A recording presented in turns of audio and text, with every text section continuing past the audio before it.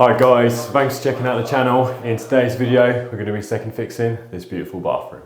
Okay, so the first thing we're going to start with is the shower valve. This is usually the first point that I normally start with when second fixing any bathroom. Normally because it's the furthest away from the entrance to the door, but unusually on this one it is actually the closest. But I'm going to start here, work my way around the bathroom.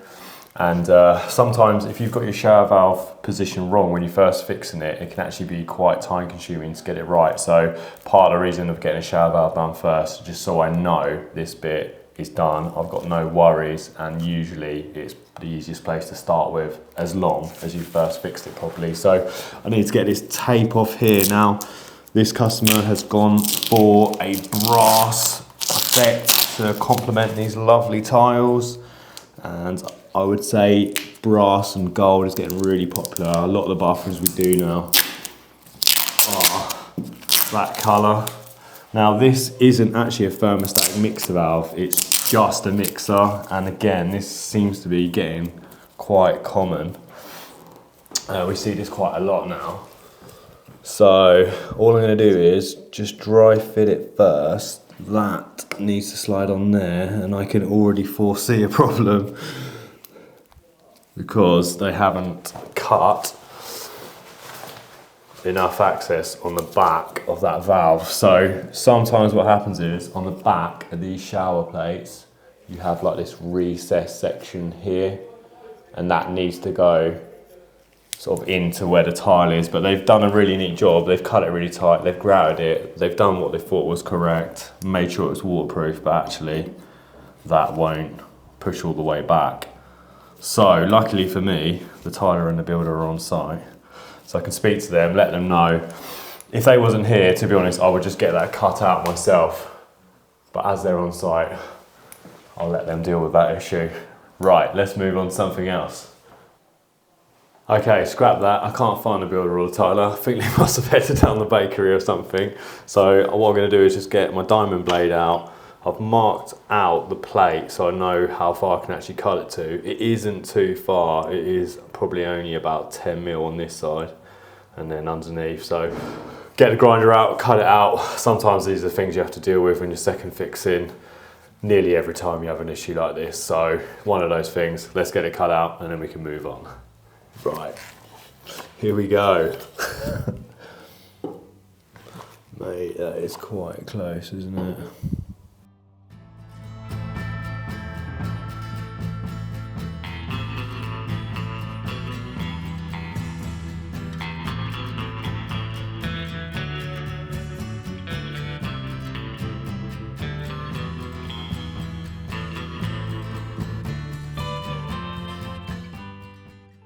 Okay, so I'm now moving on to the central heating radiator. Now as you can see, it's traditional in style and it's brass coloured, so it's going to match everything in here. Really, really nice. Now Bailey, in his wisdom, when he first fixed these pipes here, he actually put some baller fix valves on, so I can put a fill-in loop hose or flexible hose straight onto the baller fix valve and drain it off into a bucket, which is awesome. So we've got some really big column rads in here, so there's quite a lot of water to come out. So while that's just slowly draining away, I'm actually going to put the bath taps on the wall, so similar in style to the shower, and I actually think they're basin taps, but the customer wanted the look and that's what we're fitting. So let's get that on the wall whilst we're waiting for it to drain. This should be fairly straightforward. Obviously every good second fix is because of a great first fix, shall we say. So as long as you've done your first fix correctly, everything second fix should be a breeze. So let's get the protective wrapping off of that. Jeez.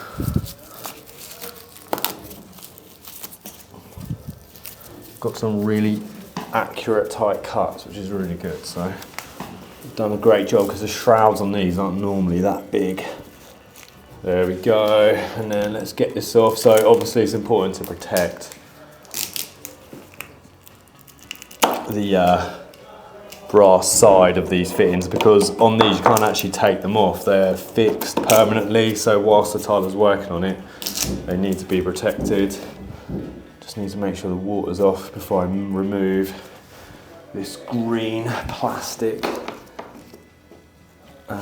cap. Let's get Okay, so when you're installing these spouts, sometimes you get two small Allen keys on the bottom, and they're the ones you want to try to avoid, mainly because you have to get the exact depth right of your finished wall to actually be able to access the Allen key holes. Now this one's quite a bit different. We've got a rubber washer in there, so it can technically just be wound all the way in. I'll put the shroud in a minute, just make sure that is correct, got the right depth on it. There you go, and as that pinches, I can just spin this spout back. And that's all there is to it. So you've got quite a bit of movement on here. There isn't really a space for spanners or grips. You could put like a cloth around there, get some flat jawed grips on it, I suppose, just to pinch it up. But that's literally all it is on this spout, and I would say they're the ones you want to go for without the Allen keys. A million times easier, and you're not messing around with your wall finishes. Okay, so I'm going to silicone grease the rubber inside the shroud. That's just going to allow me to slide over this spout a lot easier without risk of scratching. And then what we're going to do is just wind this in. We've got a black rubber O-ring here, so no need for Loctite PTFE. Okay, and I'm going to spin it from the body. Obviously you're going to be able to tell once that rubber hits because it's going to begin to get tight. Now it is only a rubber O-ring. So what we want to do, now we've got it in position, get that nice and level, and then that shroud can go back.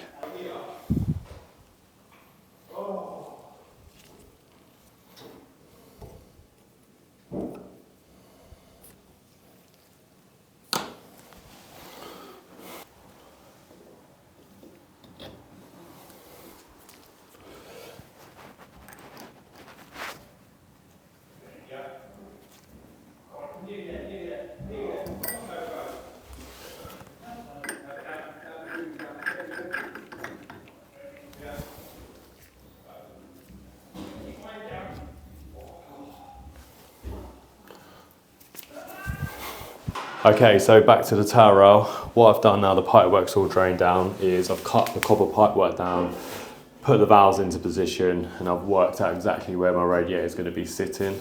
Now, obviously with this type of radiator, it's only going to be as level as the floor and the walls.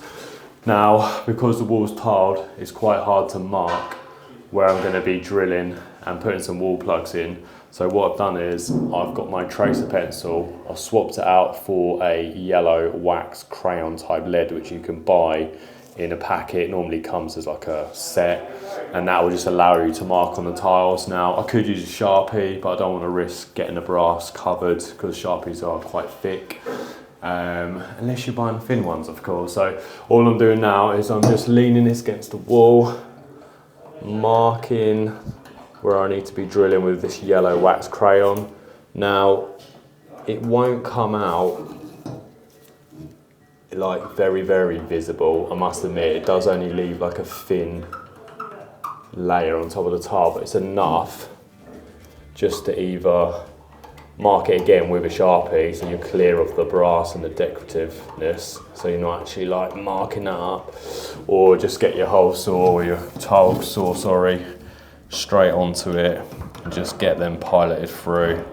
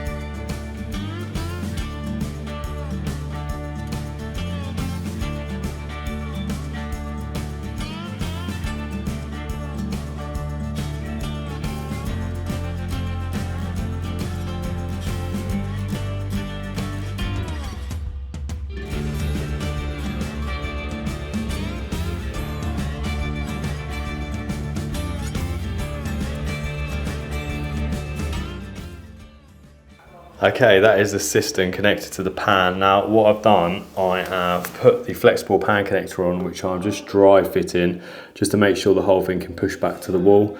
Now if you're using a flexible pan connector, I would advise you not to put a lubricant on the spigot of the toilet. The reason being is it might pop off when you're pushing it back, so if you leave that rubber dry, it will actually stay on that spigot really well. So it takes a little bit of force to get it on, but it will get on.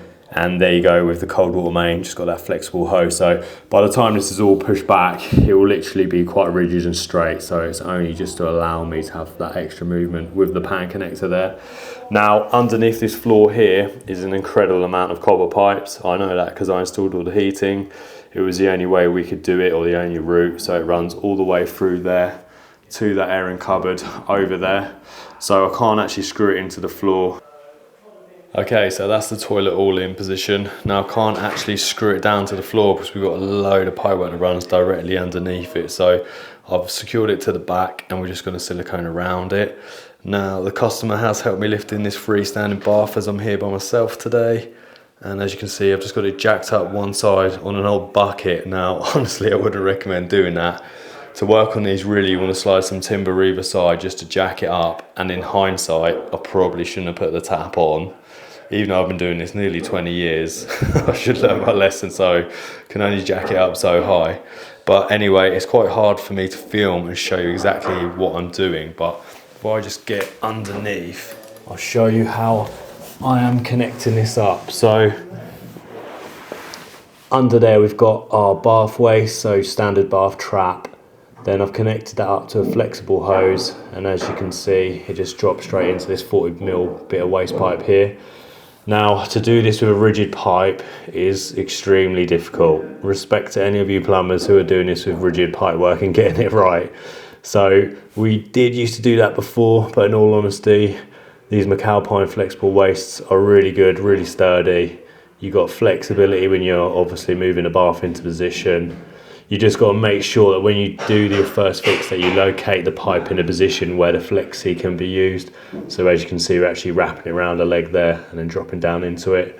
What I've done is I've just leveled the feet, so this bath's quite light, but it's got quite a lot of feet, so I just need to make sure that when it's down it's totally level. So I'm just adjusting these front ones slightly just to get it in the correct position.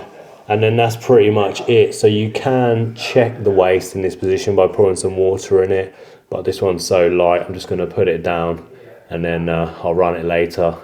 And then the customer, or the builder, sorry, just going to silicone it back to the wall. So no fixings to the floor on this one. It is literally just a drop in place and mastic it back to the wall. So it's looking really nice actually with the tap that's against the wall there. Unfortunately, the overflow and the waste is chrome, so we're looking at potentially doing something with that. So yeah, I'm just going to drop this bath down and then I can move on to the basin. Craig! Please be right, please be right. Please, Jesus. Go on! Got it. Just butcher the back of the unit. Well, that's what I was thinking about doing. Yeah, don't worry about that. You really thought about that? Yeah. Mate, look at that, that's fine. Ample. Oh, is that plenty of arm room jokes for you? Yeah. I can't just do it left-handed. Yeah. Sorry guys. Okay, so I've just got the unit prepped and put the isolation valves on the pipework before I put the sink down, just because it's a lot more accessible. And because the unit is actually ex-display, there was no monoblock flexible hoses on the tap, so I've just swapped those out. So I'm going to put a thin bead of silicone all the way around the perimeter of this unit. It's best to use silicone, not a grab adhesive, just in case you ever need to get it up. So yeah, and this is going to be a kid's bathroom, so I want to make sure it's nice and secure. So literally just your normal clear sanitary silicone. Just going to run a thin bead around the perimeter. You can, if you want to, just put it on the corners, but like I say, because this is a kid's bathroom, I don't want it to be knocked out of position at all, anything dangerous to happen. So that will do nicely. Stick a little bit on there. And then I could just dump the sink straight on it. And the flexible hoses should be long enough just to go straight in to those isolation valves.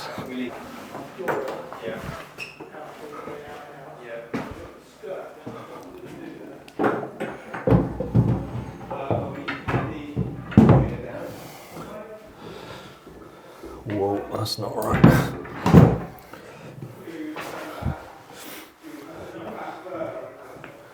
Okay, so I want to spread the unit out so the overhang is okay, either end. So it's about equal. And then just make sure my flexible hoses are in roughly the right position underneath, which they are on that side. And they are on that side. So these cupboards are actually pretty small to be working in, but we should be okay. So let's get the plumbing all connected up. Okay, these cupboards, they're very tight on the end here, so it's quite hard to actually film what I'm doing because my whole body's just in the way, but you can see there I've just got my angled isolation valves. I've had to use a little bit of copper to go straight onto those monoblock flexies. Unfortunately, they weren't female, they come as a compression fitting.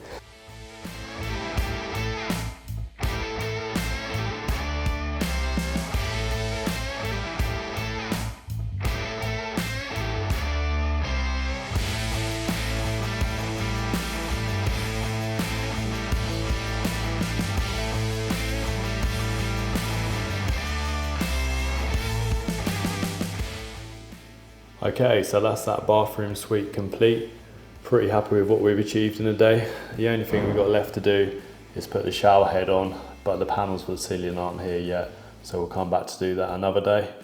Now, the second fix on this bathroom went pretty smooth, and it's because the effort we put in on the first fix to make sure everything would go okay. So to get this done in one day, it's all down to the first fix. Haven't really had any issues other than cutting out that tile around the shower valve, but that sort of stuff happens all the time. So I have had to silicone around these wastes. Now, whenever I get a leak, it's normally always on the bloody basin wastes. So I've just covered that in silicone underneath.